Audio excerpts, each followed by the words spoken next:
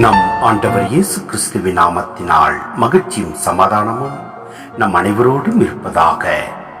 சீராக் 18:8-14 முடிய. மனிதர் என்போர் யார்? அவர்களால் ஏற்படும் நன்மைகள் என்ன? அவர்களிடம் இருக்கும் நன்மைகள் யாவை? தீமைகள் யாவை? மனிதனுடைய வாழ்நாட்களின் எண்ணிக்கை கூடிப்போனால் 100 ஆண்டுகள்.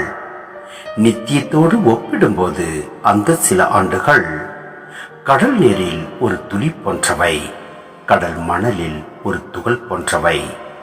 இதனால்தான் ஆண்டவர் அவர்கள் மீது பொறுமையுடன் இருக்கிறார்.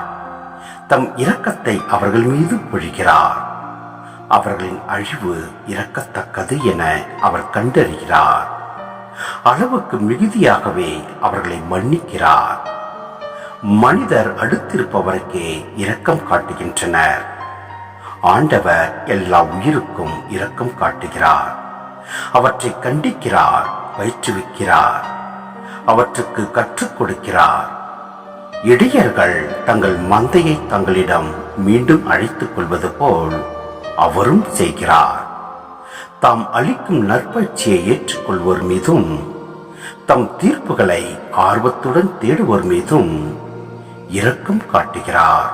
சிந்தனை: கடவுளின் ஆற்றல் படைப்பு செயலிலும் பெருமை பராமரிப்பு செயலிலும் கைவன்மை படைப்புகளை நெறிப்படுத்தும் திறமையிலும் நன்றாக விளங்குகின்றன. கடவுள் மனித அறிவுக்கு அப்பாற்பட்டவர்.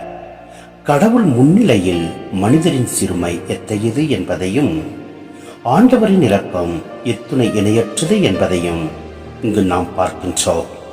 ஆம், நமக்கு கொடுக்கப்பட்டுள்ள வாழ்நாட்கள் குறுகிய ஆண்டுகளே. நாம் வாழும் வரை அனைவரிடத்திலும் அன்பு கொண்டு வாழ்வோம். தேவையில் உடல் ஒருக்கு கொடுத்து உதவுவோம். ஆம், இன்சொல்லும் ஈகையும் சேர்ந்து செயல்படுவதே முறை. அத்தகைய ஈகை மனிதரை உய்விக்கும், மகிழ்விக்கும். ஒரு வகையில் இன்சொல் ஈகை விட உயர்ந்தது என்கின்றார். எனவே நம் ஆண்டவரில் நம்பிக்கை வைத்து அனைவரிடத்திலும் அன்பு கொண்டு வாழ்வோம். எல்லாம் வல்ல இறைவன் நம்மை நிறைவாய் ஆசீர்வதிப்பார். ஆமென்.